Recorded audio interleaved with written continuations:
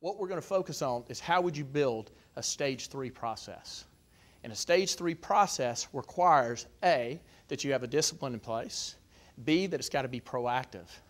So if we're going to build something, let's take a look at what an organization would have to do, or a for-profit corporation would have to do the same thing. There's 3 things we'd have to build. 1, market management. Who are the best donors in the market?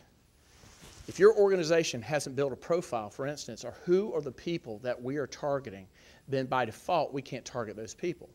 So we'd have to build a market management process that says, in our market, who are the potential donors that could grow our organization? How many of you feel like you have existing donors within your organization that have the potential to give more? So if they exist, why would we go after a new donor instead of saying, let's take our, here's a word for you, customer base, right? And figure out who are the people that we can grow and expand within our organization. That's all about market management. And it requires that we identify. We've got to build, oh, here's another word that's going to kill me, prospect list of potential donors who could be the right type of donors to our organization. We've got to build, oh, here we go, customer list of who are the donors that we need to retain, right? If we don't retain the people who are giving the most, and all you do is focus on people who could potentially give, it's like filling up a bucket with a huge hole in the bottom of it. So we'd have to build a market management process that says, let's spend our time on the best lead sources. Now, once that's in place, a consistent relationship building process. We got to determine what is the mission of the organization and how are we relaying that message consistently and persistently in front of the right type of people. And you know what? The last one, we are selling. You're selling yourself. You're selling your organization. Is that a fair statement and thing to say? At the end of the day, when you're in front of somebody, we've got to be able to articulate that value proposition. So the goal is to build a stage 3 organization would mean this.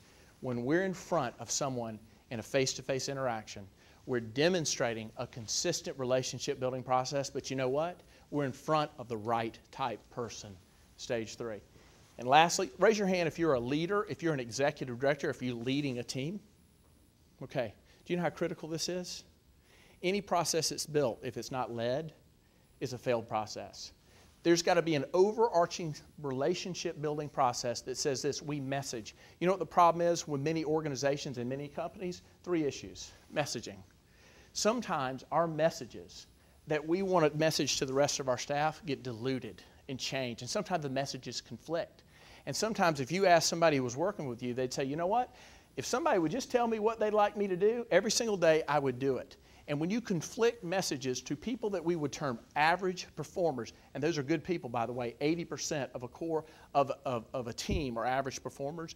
When you conflict messages, people wait until they figure out what message. So if my message is, I need you to proactively be in front of the best donors and consistently message that, you know what they do? They're proactively in front of the right donors.